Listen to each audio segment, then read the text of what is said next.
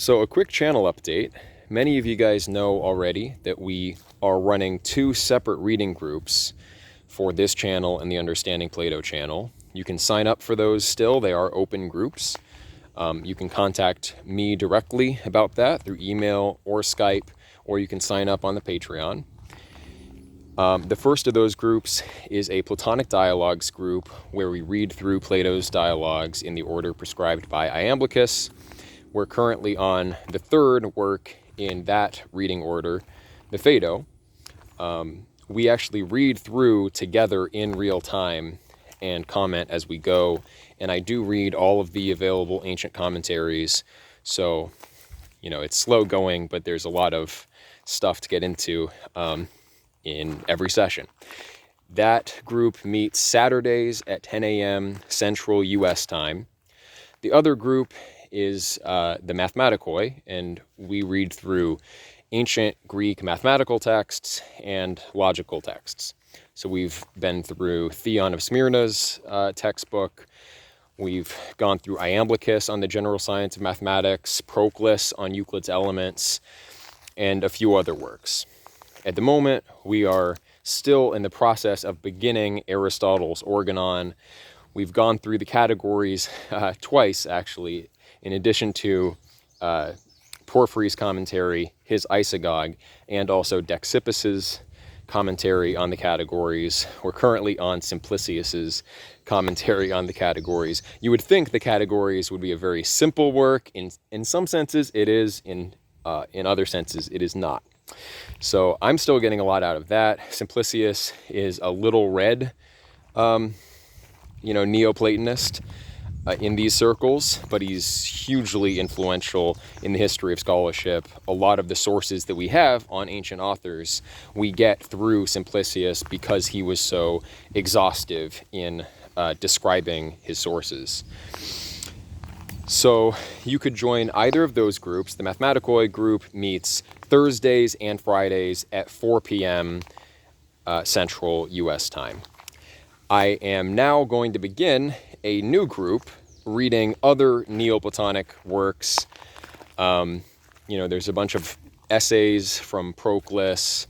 There's some stuff from Damascus, Syrianus, Plotinus, obviously, that I would like to get through. And my plan for that group is to actually read through those together. Neoplatonism is not all that simplistic. It's a bit complex, in fact. And while, many reading groups profit from reading independently and then coming together to discuss, these works are especially dense often. And so it's helpful to read through together and check our comprehension.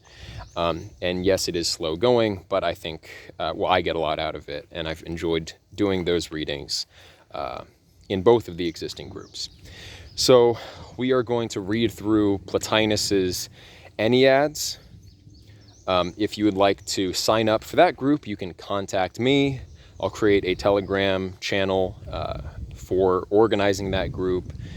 We do Jitsi calls, and then I record them and post them unlisted on YouTube and share them with the members of the group.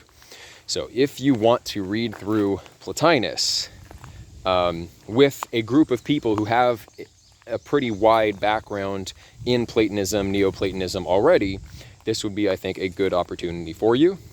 And the schedule for that will be Thursdays at 3 p.m. U.S. Central Time. And at the same time, I'm also starting a fourth reading group, which will meet Fridays at 3 p.m. U.S. Central Time.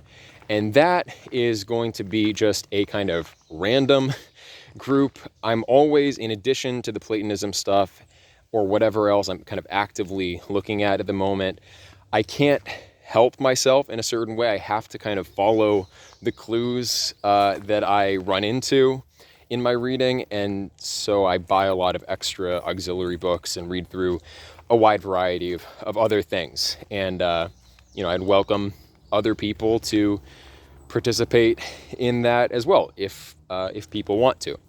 That we will not read through these works together. That will be a discussion group that'll meet for 1 hour, 3 p.m. U.S. Central Time, Fridays. Currently, I'm finishing up Heisenberg's Philosophy and Physics, which was very interesting. In fact, Heisenberg's historical insights were surprisingly good. His philosophical insights were very good. I don't agree on all points with him, but I think he's definitely worth reading, in fact. From there, I'm going to personally move on to, what's this guy's first name? The last name is Vicesacker. I don't know how you pronounce it. It's a German name. He and Heisenberg were two of the scientists that worked on the nuclear bomb program in Germany, during World War II. So it's interesting. Both of them share this kind of Copenhagen interpretation-centered, new concept of science type ideas. Heisenberg, I think there are limitations in his approach to the Copenhagen interpretation. He chalked certain things up to a limitation of language, when I think the problem is a little bit deeper than that. But Vicesacker has, I think, somewhat of a broader view, and he, from what I can tell of this work, the unity of nature that we're going to be reading goes into a bunch of different territory, trying to create this kind of integral framework for a new science. People with those sorts of grand ambitions, I always appreciate. People like Arthur Young is another guy, big synthesizer, someone who's not read all that much today. But so Vicesacker should be a fun read, in my opinion. If you want to pick up that book and join that group, get in contact with me. You can always sign up for the groups on Patreon. I am trying to start a school. I think it's actually very important to start independent educational institutions for a variety of reasons. I think it's spiritually important, politically important, just on all levels. I'm wholly committed to it as my life's work, and I have lived in a certain way over the last 10 years aiming at that goal. And I've made some progress. I do have land where things can be built. I don't have enough money to build all that stuff, which is why the Patreon is there, if people want to support. But I won't stop someone from participating in these reading groups if they don't have the money. So if you don't have the money but would like to participate, message me, get in contact with me. If you do want to sign up on the Patreon, great. There are different tiers. Again, whatever you can afford. The tiers are just there as a suggestion primarily. So last part of this channel update, as mentioned, I do have space up here. I don't have the money to build myself, but I am coming closer. Like, as time goes on, I will be getting closer to my goal. It's just a matter of how long it takes to save up the money, etc.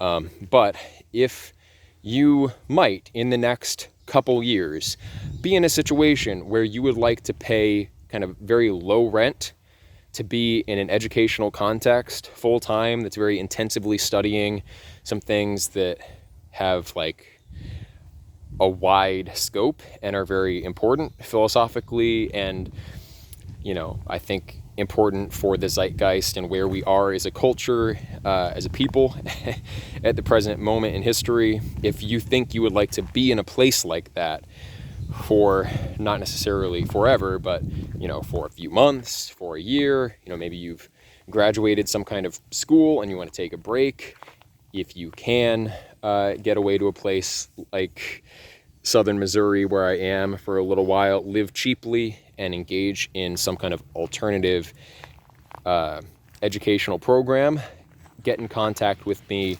about that. There are things that we can do, even if I don't have buildings for people to stay in, but there are other alternative solutions for things like that.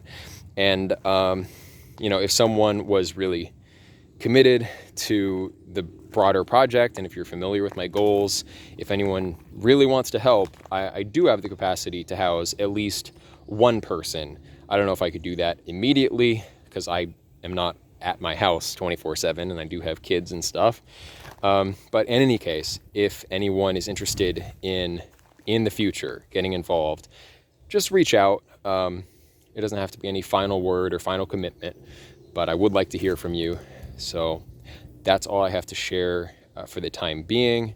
Thank you guys for listening. God bless.